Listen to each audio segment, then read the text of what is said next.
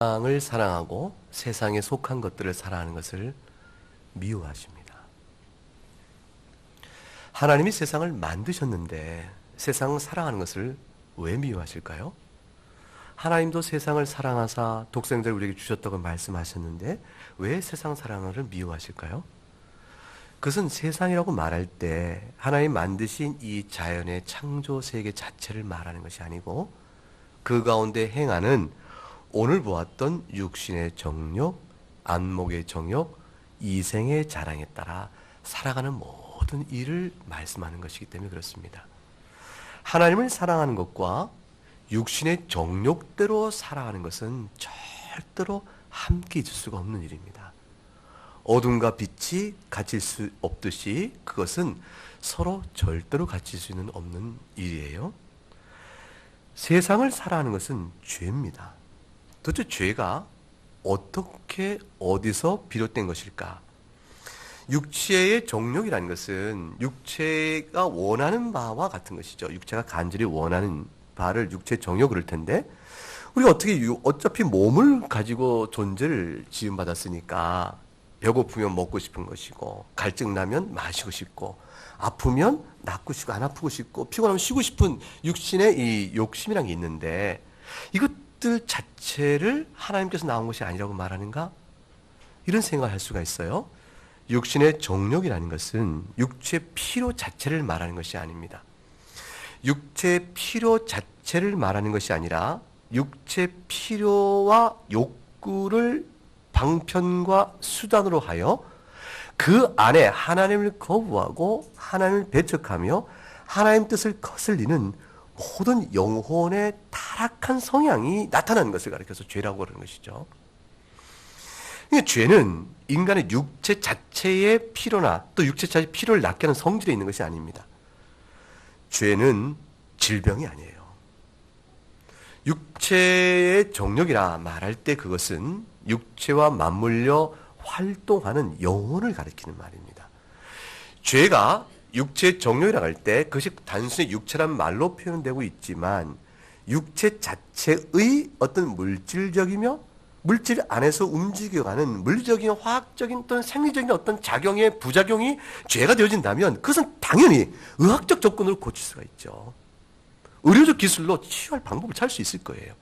그런데 죄란 것은 육체의 필요를 극대화시키거나 뒤틀리거나 왜곡하여 그것을 수단화하여 드러내는 영혼의 부패한 성질로 나타나는 것이기 때문에 그것은 육체의 정욕이라는 것은 죄가 됩니다. 육체와 결합된 영혼의 문제라 볼 수 있죠. 육체 감각을, 육체 필요적 감각을 활용해서 부패한 영혼이 자기의 활력을 드러내고 육체 감각을 강하게 자극시켜서 그 결과로 하나님이 금하신 것을 행하게 하고 하라 하는 것을 피하게 만드는 일을 갖게 됩니다. 결국 그렇게 되어지면 어떤 일이 되냐면 육체의 정욕이라고 말하는 것들의 만족 그 자체가 하나님께 예배하는 것보다 훨씬 더 귀한 것이 되어지고 그 자체가 목적이 되어집니다. 내가 바라는 말을 취하는 것 그것이 목적이 되어지고 하나님을 경배하는 것은 수단이 되어버리는 거예요. 나를 위하여 하나님이 존재하는 것이죠. 내 배부름과 나의 쾌락과 나의 즐거움과 나의 영광을 위해서 하나님이 존재할 뿐 하나님은 그러니까 필요적 도구에 불과하고 자기 자신이 목적화되는 겁니다. 피조물이 주인이 되어버리고 창조주가 수단화 되어버리니 이것이 죄죠. 영혼의 부패성은 바로 이 성질을 계속 육체 가운데 욕망을 통해서 드러나는 것입니다. 그래서 주님께서 말씀하시기를 입으로 들어가는 것이 사람을 더럽게 하는 것이 아니라 입에서 나오는 것이 사람을 더럽게 한다는 말씀은 먹는 것이 우리를 더럽게 하는 것이 아니라 하는 말씀. 입에서 나오는 것은 곧 마음이죠. 영혼의 성향을 의미하는 것이니 죄의 소재가 죄의 근원이 영혼에 있다 하는 사실을 우리에게 말씀해 줍니다. 하나님 나라가 육체 가운데 있지 않기 때문에 먹고 마시는 데 있지 않고 성령 안에 의와 희락과 평강이라 이렇게 로마서에서 말씀하십니다. 죄의 시작이 도대체 어딘 것인가? 하나님께서 이 세상에 있는 것을 사랑하지 말라고 말씀하신 것처럼 이 세상은 육신의 정욕이요 안목의 정욕이요 이생의 자랑으로 그 성질이 특징화되어지는데 그 모든 것도 도대체 어디서부터 비롯된 것일까? 무엇 때문에 기원되는 것일까? 이 세상 사람은 다 한 가지 공통적으로 고백하는 것이 있어요. 이 세상이 왜 악으로 충만한가? 이 질문 앞에 답을 찾기를 원해요. 그런데 이 세상에 악으로 충만한 사실은 너무나 경험적 관찰이기 때문에 부인할 수 없는데 그 답을 찾고자 하는데 그 답을 사람들이 한 가지 빼놓고 찾으려고 그래요. 그것이 무엇입니까? 인간의 부패성이에요. 인간이 부패했다는 사실을 빼놓고 답을 찾으려고 하면은 답이 나올까요? 안 나올까요? 안 나옵니다. 인간이 부패했다는 사실을 빼놓고 답을 찾으면 결국 무엇이냐면 죄란 것, 악이란 것은 자연 자체의 원리적 현상이에요. 윤리적 판단과 기준이 무너져버리게 되어집니다. 옳고 그른 일에 대한 당위적 요청이 사라져버려요. 자연 그대로 있는 일인데 누구를 탓할 것이에요. 생리적 작용의 결과인데 누구를 탓하겠어요. 그러나 성경은 이 세상의 악이 죄로 인한 것이라 말합니다. 영혼의 문제인 것이에요. 죄의 시작은 어디이며 그 결과는 무엇일까? 시작은 아담과 하와의 타락입니다. 그 결과는 부패한 영혼으로 인하여 끊임없는 죄의 양산입니다. 그것은 우리 육체의 정욕이라 말한 것을 통해서 그 세력이 드러나는데 우상숭배요, 살인이요, 다툼이며 속이며 분냄이며 음란이요, 음행이요, 거짓이요, 술수요, 그 모든 죄악된 모습이 우리 가운데 드러납니다. 육체는 연약합니다. 사실 하나님께서 우리를 만드실 때 영혼과 육체로 결합해서 만드셨어요. 육체는 흙을 가지시고 빚으시고 영혼을 그 안에 부어넣으심으로 하나님의 형상이라는 고귀한 인격체로 우리를 만들어내십니다. 육체는 감각이 있고 그 감각에 따라 흔들릴 수 있는 만큼 인간의 육체는 사실상 연약합니다. 그 연약한 부분을 간교한 뱀이 태초에 그 부분을 치고 들어옴으로 인간을 실족하여 죄를 범하게 하였습니다. 인간이 우리 안에 도대체 육신의 정욕이나 안목이나 이생의 자랑이 도대체 왜 가득 차게 됐을까? 하나님께서 본래부터 우리를 그렇게 만드셨으면 이 모든 일의 결과를 하나님께 탓으로 돌릴 수 있을 터인데 성경을 보게 되면 본래 인간은 그렇게 만들어진 것은 아니었습니다. 순전한 인간이라 죄가 없는 인간으로 만들어졌었어요. 이 세상에 악이 충만한 것은 부패한 영혼 때문이요, 죄 때문인데 그 죄 자체는 결국 어떻게 시작되었는가 기원을 보게 되면 사람 자체의 문제에 있다는 것을 알 수가 있게 되어집니다. 뱀이 하와에게 접근해서 시험을 합니다. 근데 뱀이 말을 하죠? 성경에 보게 되면 뱀이 어떻게 말을 했을까요? 본래 처음 만들어진 뱀은 말을 했다. 그것은 아닌 거예요.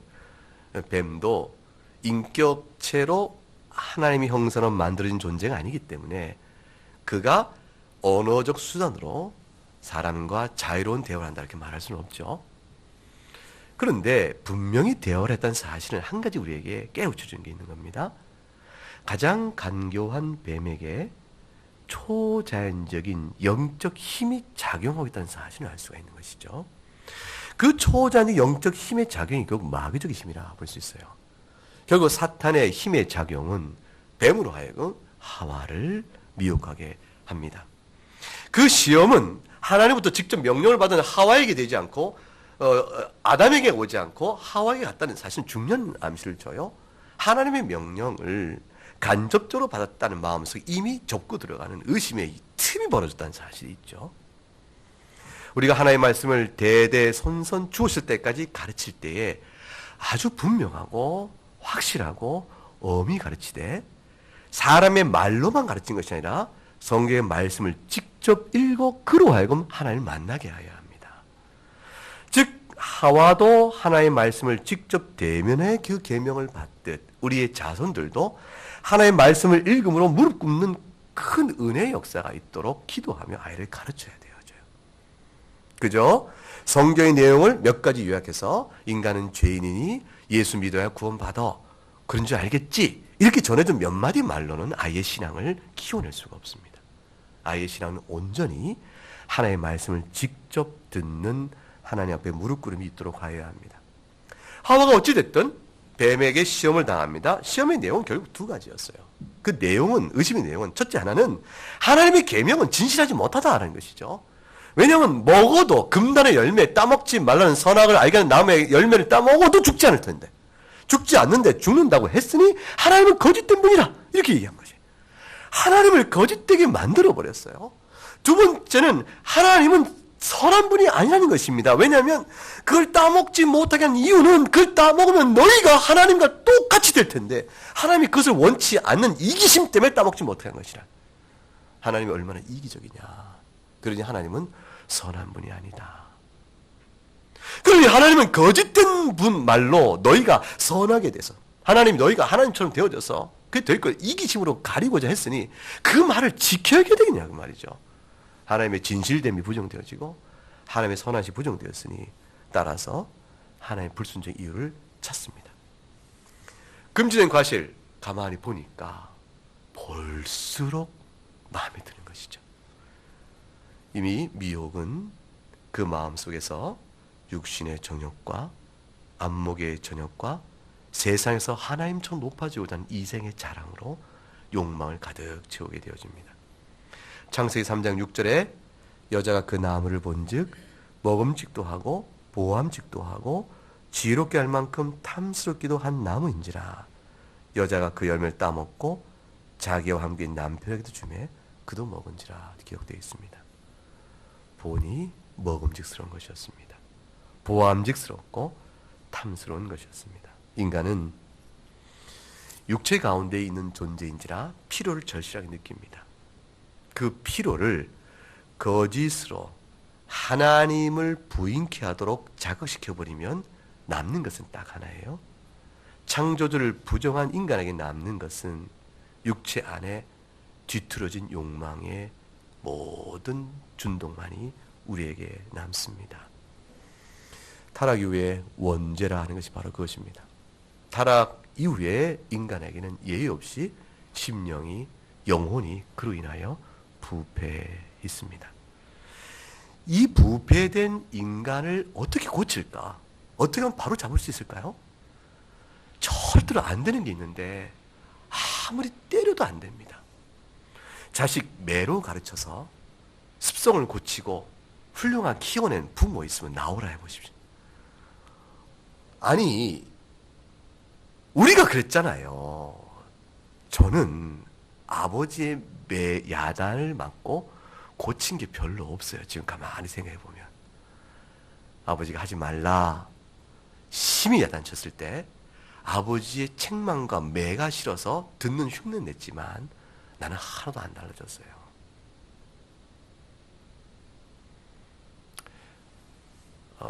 부모의 말씀에 내가 순종했다 싶을 때는 아버지나 어머니의 엄함이 아니고 아버지 어머니의 사랑 때문이었어요.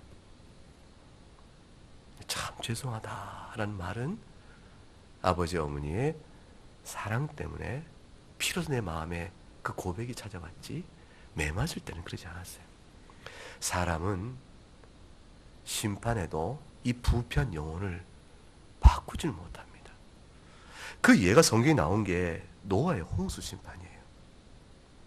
인간이 타락하여 마음에 계획하는 바가 항상 악하니 하나님이 사람 만드신 것을 후회하시고 한탄하시사 이제 지면에 쓸어버리기로 하셨습니다. 노아의 방주에 탄 노아의 가족들 8명치 전부 다 심판하는데 하나님의 심판은 우리에게 훗날 죄 중에 있는 자가 어떠한 심판 받을 것을 깨달아 알아 하나님이 내미시는 손길이요 그 문 앞에 나오도록 하시기 위한 하나님의 계시적인 의미가 있는 아주 중요한 사건이었어요. 하나님의 심판의 무서움과 엄밀성을 보라는 것이었어요. 전면적이며 보편적이며 끝까지 철저한 심판을 보라는 것이었죠. 방주에 타지 못한 사람은 아무리 외쳐도 죽었어요. 폭풍우가 내리치고 비가 쏟아져 내리며 파도가 칩니다. 물결이 스릴할 때 사람이 여기저기서 비명이 외쳐지겠죠. 살려주시오! 외칠 수가 있었을 것이고 자식을 향한 부모의 사랑 때문에 자식을 어떻게 살려보려고 외치는 그 가운데 죽어가는 영혼 속에서의 악인이라도 자식을 아끼니까 그 가운데 모성애의 울부짖음도 있었을 거예요. 그 비명과 외마디가 아무리 이 땅을 다 전율하도록 울려도 하나님의 비는 멈추지 않은 겁니다. 하나님의 심판은 사람의 절규에도 멈추지 않고 끝까지 찰 때까지 차서 완전한 심판을 이룬 후에야 비가 멈춥니다. 노아의 방주에 탄 사람만 살았는데 인간은 그 심판에 불구하고도 변치 않았습니다. 하나도 변치 않아요. 노아가 나와서 제사를 하나님께 드립니다. 제사의 향기를 하나님 맡으시고 그 중심에 이렇게 얘기하십니다. 내가 다시는 사람으로 말미암아 땅을 저주하지 않겠다 말씀합니다. 누구를 위한 말씀 같아요? 내가 사람으로 말미암아 다시는 땅을 저주하지 않겠다. 그러니 꼭 사람을 위한 말 같지만 하나님 만드신 피조개의 고통을 보시는 거예요. 왜냐하면 사람은 변하지 않았다는 거예요. 그 이유를 이렇게 말씀하셨어요. 왜냐하면 사람의 마음이 계획하는 바가 어려서부터 악하니. 내가 이 인간의 죄를 심판하면 날마다 땅을 심판해야 되는 거예요. 그래 하나님께서 마지막 때 심판 때까지 이 땅을 다시는 저주하지 않은 채 그대로 계속 가도록 보존하시겠다 말씀하십니다. 근데 그것은 뒤집어 생각하게 되면 땅의 보존은 인간의 생존의 계속성을 보증해 주는 것이었어요. 그것은 죄인임에도 불구하고 인간이 대대손손 생존을 도모할 수 있도록 하게 하시다는 것인데, 그것은 곧 우리 가운데 택한 영혼을 불러내 구원하시기 위한 하나님께서 교회를 이 땅에 계속 이어져 가게 하시기 위한 큰 긍휼의 약속이었던 것입니다.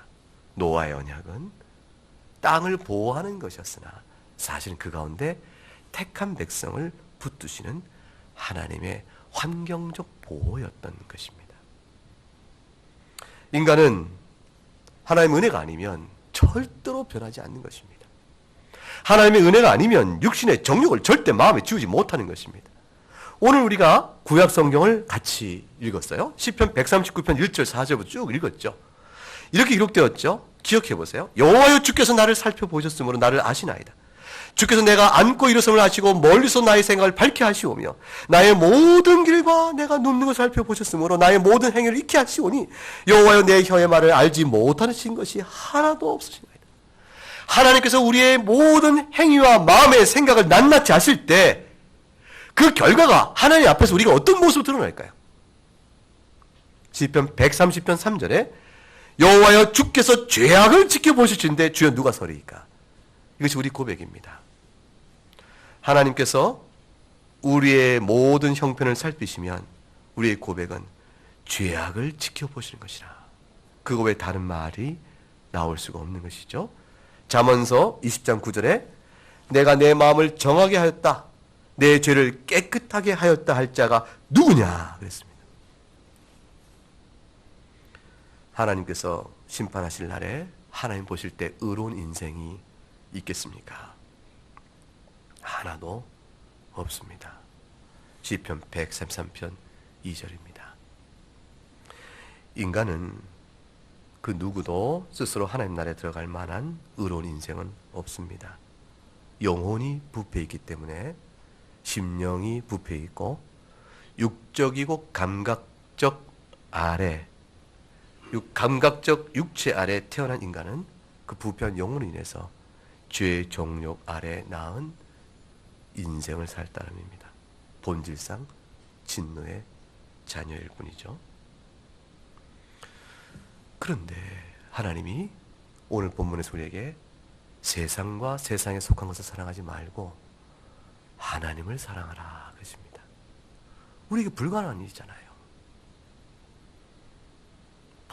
영혼이 부패한 우리가 어떻게 하나님을 사랑할 수 있겠어요?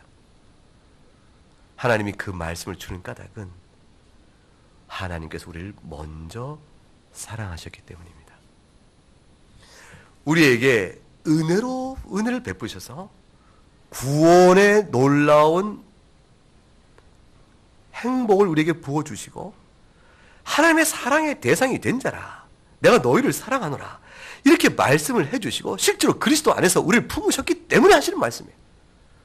그러니까 세상을 사랑하지 말고 하나님을 사랑하는 것은 우리가 죄 가운데 있는데 불구한 것을 명령하여 정죄하기 말씀이 아니고 우리에게 베푸신 은혜 가운데 이제 하나님께서 우리에게 사귀자는 거죠.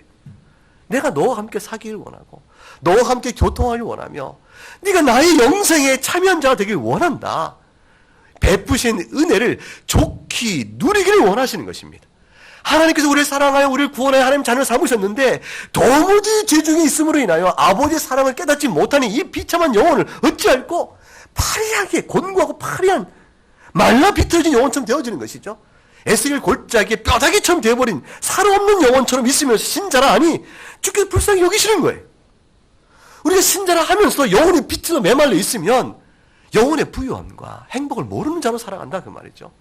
하나님이 그래서 우리를 불러내시는 거예요. 세상을 사랑하지 마라. 하나님을 사랑해라. 아무리 경건한 자라 할지라도 죄를 범합니다. 모세도 죄를 범했고 오직하면 가나안 땅에 들어가지 못해요. 아브라함과 이삭과 야곱도 죄 중에 있었고 욥도 그랬고 다윗도 그랬고 솔로몬도 그랬고 이름 알고 있는 성경상 인물 가운데서 다 죄를 범합니다. 베드로도 그랬고 바울도 그랬습니다. 인간은 하나님의 긍휼로 인한 손길이 아니면 제 아무리 자랑해도 그 명철을 자랑해도 어두움에 불과한 것이고 인간의 영혼은 근본적으로 오염되어 있어서 인간의 양심도 더러워져 있어서 인간의 욕망과 성향은 항상 하나님이 금하신 것을 추구해가는 욕망으로 가득 차 있습니다. 하나님께서 안식일을 거룩히 지키라 했으나 주일에 나와 예배하는 일이 우리에게는 노력해야 하는 일처럼 되어지는 일인 것이죠. 핑계와 형편이 닿으면 게으릅니다. 하나님께서 살인하지 말라 했으나 나를 위하여 사람을 도구로 쓰고 해치는 일에 아주 익숙하죠. 하나님께서 간음하지 말라 했으나 혼인의 범위를 벗어나서 남녀간의 관계를 금하셨으나 그러나 얼마든지 욕망이 치던 대로 대상을 취하고자 하는 것이 인간이라. 도둑질하지 말라 했으나 남의 것을 탐하는 일이 세상 살아가는 일 속에 얼마나 자행되고 있는가. 거짓은 입에 붙어있다 할 수 있죠. 하나님께서 금하신 것을 항상 손에 잡게 손에 내뻗습니다. 심지어는 우상을 섬기지 말라 했으나 형상을 만들지 말라 했으나 그 하나님조차도 자신이 임의로 빚어놓고 하나님을 자기의 도구로 만들어버리는 것이죠. 나 외에 다른 신을 섬기지 말라는 1계명과 우상을 조각하지 말라는 2계명을 자기 마음의 욕망에 따라 임의로 빚어내놓고 신앙생활을 한다 하는 데까지 나갑니다. 이런 일들은 종교적 위선이 되어지고 가식이 되어지기 때문에 주께서 우리에게 바라시는 참된 신앙의 자세가 아닙니다.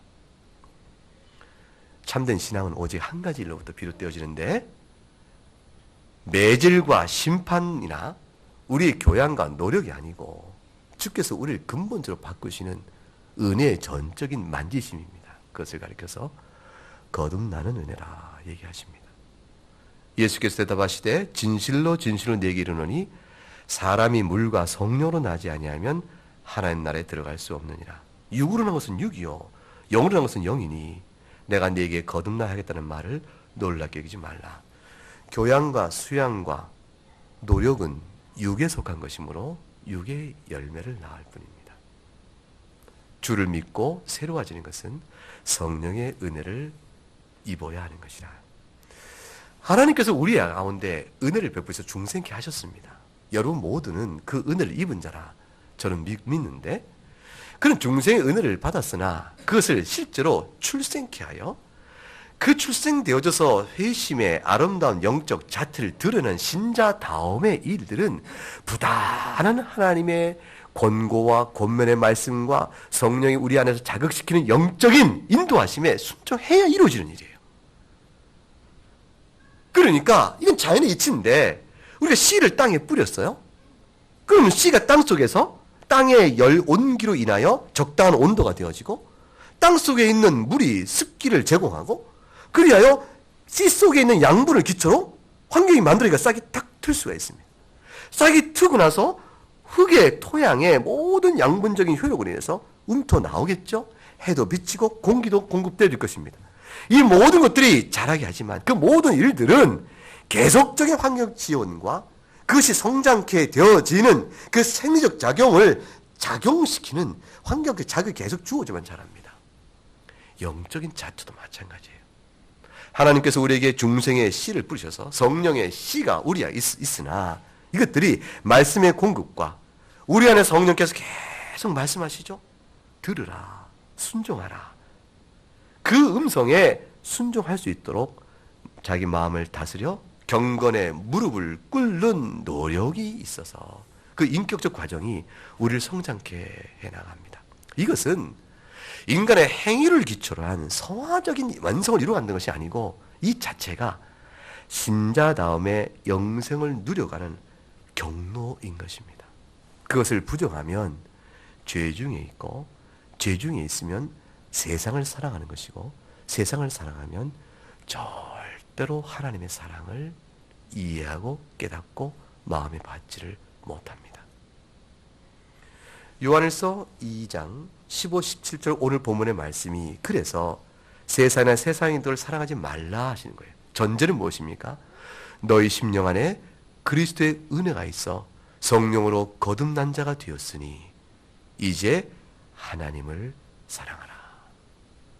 옛사람의 흔적대로 육신의 정욕이 너희 가운데 행하겠으나 넉넉히 하나님을 사랑하라. 이렇게 말씀하는 겁니다.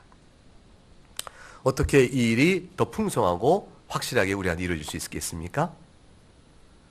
요한복음 15장 4절에 이렇게 되어 있어요. 내 안에 거하라. 나도 너희 안에 거하리라. 아까 읽었던 성경 봉도 기억납니까? 주님께서 말씀하실 나는 포도나무요 너희는 뭐라고 했습니까? 가지니라.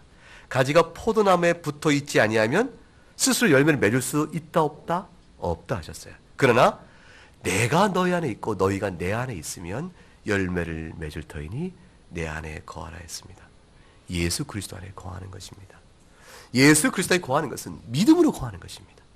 주께서 우리의 모든 죄를 사하셨음을 믿고 주 안에 있는 자에게 베푸시는 은택을 사모하며 영생이여 누리는 하나님의 자녀임을 믿고 주 앞에 그 감사하며 나가면 하나님 주님이 앞에 꼭 붙어 있는 것이죠. 그러면 빌립보서 2장 11, 16절에 12절부터 13절에 나온 말씀대로 우리 안에 이 일이 이루어지는 겁니다. 성경을 열어보겠습니다. 빌립보서 2장 12절과 16절 말씀.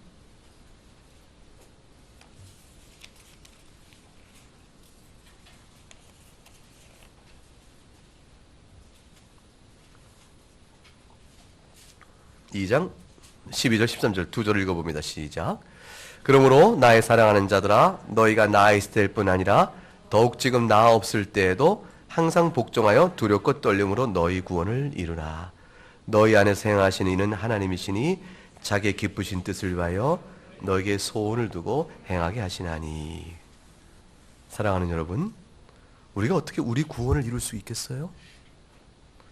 우리가 어떻게 복종하여 항상 복종하여 우리 구원을 이룰 수 있겠습니까? 우리가 하나님을 두렵고 떨림으로 있을 땐 두렵기만 한데 어떻게 그럴 수 있겠어요? 이 모든 일의 시작과 출발은 13절입니다. 하나님이 너희 안에 계신다라는 겁니다. 예수 그리스도 안에 있는 자에게 성령께서 우리 안에 거하심으로 우리에게 소망을 갖게 하시고 하나님 사랑하고 싶습니다. 하나님 이 죄를 미워합니다. 하나님 저를 도와주세요. 소망을 갖게 하시고 소망에 따라 들려지는 성령의 음성을 마음에 담고 순종할 때 하나님께서 우리에게 이루신 구원이 점점점 풍성해지고 점점점 완성돼 간다 그 말이죠. 그래서 구원을 이룬다 이렇게 말하는 겁니다. 두렵고 떨림으로 구원을 이루라는 말은 하나님을 경홀히 여기지 말라는 얘기예요. 하나님 말씀을 가벼이 여기지 말라. 하나님 아버지를 무시하거나 마치 하나님 믿지 않는 자죠. 도대체 하나님 믿는 사람인가 싶은 생각이 들 만큼 심령에 하나님을 무시하거나 하나님의 말씀을 경홀히 여기거나 마음으로 여기거나 그런 일이 없도록 해라. 하나님 앞에 서 있음을 늘 삶과 자신을 돌아보라 그 말이죠. 그것이 바로 베드로후서 1장 10절에 그 유명한 말씀이 나오는 겁니다. 그러므로 형제들아 더욱 힘써 너희 부르심과 택하심을 굳게 하라 그랬어요. 너희가 이것을 행한즉 언제든지 실족하지 아니라 했습니다. 택하심과 부르심을 굳게 하라 했습니다. 이게 어떻게 되는 말씀이에요? 하나님이 너희를 택하지 않았느냐? 하나님이 너희를 부르지 않았느냐? 그러니 견고하게 살아. 하나님을 사랑함으로 너희가 너희를 향해 부르시는 하나님을 부르심에 더욱더 분명히 쓸 수 있는 것이요. 하나님을 사랑함으로 너희를 택하신 하나님의 사랑 안에 견고히 거할 수 있는 것이니라. 이것을 가리켜서 요한일서 1장 6절에 하나님과 사귄다라고 말하는 겁니다. 여러분도 하나님과 사겨 가시죠? 하나님과 교제하시죠? 어떻게 하세요? 보이지 않는 하나님, 그 크신 하나님과 어떻게 사귀세요? 도대체 하나님과 어떻게 교통하고 계시냐고요? 그것은 말씀을 따라 베푸신 은혜에 감사하며 하나님을 사랑하는 고백 속에서 나오는 일이에요. 요한일서 5장을 읽으면 오늘 본문의 말씀이 요약이 되어집니다. 자, 요한일서 5장 1절과 4절을 보겠습니다. 요한일서 5장 1절부터 4절 우리 한 절씩 나누어 읽죠. 제가 시작합니다. 예수께서 그리스도이심을 믿는 자마다 하나님께로부터 난 자니 또한 낳으신 이를 사랑하는 자마다 그에게서 난 자를 사랑하느니라.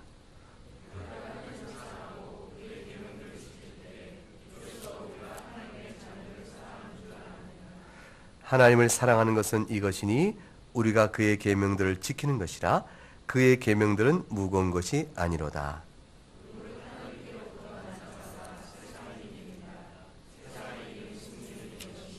우리의 믿음이니라. 아멘. 하나님 말씀이죠. 1절을 보세요. 예수께서 그리스도를 믿는 자마다 하나님께서 난 자이니라. 여러분이 예수님이 그리스도를 믿으시면 여러분은 하나님께서 난 자입니다. 여러분의 믿음이 진실하다면 여러분은 진실로 하나님께서 난 자입니다. 낳으신 이를 사랑하는 자마다 그에서 난 자를 사랑한다 했으니 여러분이 정말로 그리스도를 믿음으로 하나님께 난 자라면 진실이 그렇다면 여러분이 기대되는 것이 있어요. 여러분을 바라보면서 그럴 것이라고 믿고 기대할 수 있는 것, 그것은 뭐냐면 여러분이 하나님을 사랑한다는 사실입니다. 여러분이 하나님을 사랑한다는 것을 어떻게 알 수 있을까요? 아주 구체적으로 알 수 있다고 그럽니다. 아주 구체적으로. 이거는 막연한 개념이 아니에요. 추상적 개념이 아니고 아주 구체적으로 알 수 있는데 그것이 뭐냐면 2절에 우리가 하나님을 사랑하고 그의 계명을 지킬 때에 이로써 하나님의 자녀를 사랑한 줄 아느니라. 3절을 읽어보죠. 하나님을 사랑한 것은 이것이니 우리가 그의 계명들을 지키는 것이라. 그의 계명들은 무거운 것이 아니로다 그랬습니다. 자, 하나님께도 난 자마다 예수를 믿으면 하나님께도 난 자요. 하나님께 난 자마다 하나님을 사랑할 것을 기대할 수 있다. 하나님을 사랑하는 것은 그의 계명을 지키는 것이라. 자, 그러니 예수를 구주로 고백하는 사람이 하나님의 계명을 따라 살기를 소망 중에 바라고 또 그 기뻐하는 것은 너무나 당연한 것이라. 동전의 양면과 같은 것이라. 분리가 되는 것이 아니라 할 수 있습니다. 자, 3절 마지막 절에 이상한 말씀이 있어요. 그의 계명들은 뭐라고 되어 있습니까? 무거운 것이 아니라고 되어 있습니다. 이것이 예수님께서 말씀하시기를 수고하고 무거운 짐진 자 다 내게로 오라. 내가 너희를 쉬게 하리라. 나의 멍에는 가볍고 내 짐은 쉽다 그러셨어요. 그 말씀을 기억하고 나의 십자가를 지고 가라 하셨던 주님의 십자가, 지고 갈 주님의 십자가는 가볍다 그러셨어요. 그 말과 같은 말입니다. 신자가 살아갈 때 주님이 우리에게 주신 바 된 계명인 이 계명을 지키는 게 쉽다. 왜 그래요? 베푸신 사랑 때문에 그런 것이에요. 이미 경험한 사랑 때문에 그런 것이에요. 하나님의 사랑을 경험치 못하면 전부 내가 행하여 그 사랑을 얻고자 하면 이게 멍해요. 얼마나 힘든 일인가. 하나님께서 이미 우리를 사랑하여 불러주심으로 사랑하신 이 계명은 새 계명대로 하나님을 사랑하는 겁니다. 우리 마음에 부인할 수 없는 하나님에 대한 사랑의 애정을 주 앞에 내어드리는 것이에요. 그 자원하는 마음으로 드리는 것이죠. 그로 인해 행하는 것입니다. 억지로 하면 힘들죠. 우리가 억지로 하는 일들이 있어요. 하나님의 계명을 지켜 억지로 하는 일들이 있습니다. 왜 억지로 하죠? 세상을 사랑하니까. 하나님 사랑이 억지로 하게 되는 겁니다. 주님께서 말씀하시는 것이죠. 하나님을 사랑하라. 먼저 베푸신 사랑과 긍휼을 기억하라. 너희가 죽었다가 살았다는 사실을 기억하라. 누가복음에 나오는 탕자를 생각하라 하는 것과 같다고 볼 수 있습니다. 탕자가 아버지의 유산을 갖고 갈 때 아버지가 나를 사랑해 주셨다라고 나름대로 생각할지 몰라요. 그것도 아버지 사랑의 이해였어요. 자기가 죽게 되었을 때 겨우 아버지 앞에 나옵니다. 그때도 자기가 생각한 아버지의 사랑은 자기를 종으로 받아주십시오라는 고백밖에 할 수 없는 그런 아버지였어요. 그러나 그를 그냥 옷을 입히시고 안으시는 아버지의 사랑을 경험할 때부터 그때 탕자는 이전에 알았던 아버지 사랑과는 다릅니다. 이제 아버지 집에서 충성되이 일할 때 아들은 수고로움으로 아버지 앞에 권리를 요구하지 않아요. 아버지 집에 있다는 사실로 인한 무한한 감사를 돌리게 되어집니다. 성도가 하나님의 사랑을 안다는 것은 그런 것이라 볼 수 있습니다. 그것을 가리켜서 성경은 거룩함을 입는 것이요 소위 성화라고 말합니다. 그것을 가리켜서 경건생활이 주는 유익이라 얘기합니다.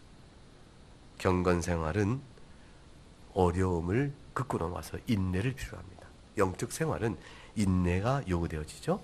그래 인내는 소망을 보게 하는데 그 소망이 뭐냐면 그날에 우리를 칭찬하실 하나님의 상입니다. 그걸 바라보며 오늘도 주 안에서 하는 겁니다.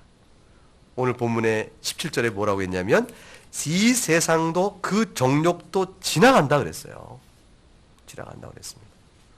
그리고 하나님 뜻을 행하는 이는 영원히 거한다고 말씀했습니다. 사라질 것을 그만 붙들라. 주님이 주님의 자녀에게 주는 말씀입니다. 그만 붙들라. 필요한 줄 알아서 아시기 때문에 일용할 양식을 주신다고 하셨잖아요. 필요한 줄 아시기 때문에 우리 걸음 인도하신다고 하셨잖아요. 내가 너희 손이 짧아 너희를 구원하지 못함도 아니요. 내가 너희 오른손 붙어준다고 하셨잖아요. 모든 걸 합력한 선을 이룬다고 하셨잖아요. 그러니 사랑하지 말라는 거예요, 세상을. 하나님을 사랑하며 이 세상을 감당해 살아가라. 주님께서 우리의 사랑을 기대하고 계세요. 기대하시는 하나님 앞에 감사함으로 기대만큼 또 보답하며 그래 여러분이 영생을 맛보아하는 여러분 될 수 있기를 주의 이름으로 축원합니다. 예수님께서 끝까지 여러분과 함께 하실 것이에요. 고아처럼 버려두지 아니하시고 내가 너희와 세상 끝날까지 함께 하신다 하셨으니 주의 영이 우리를 도우십니다. 우리 함께 찬송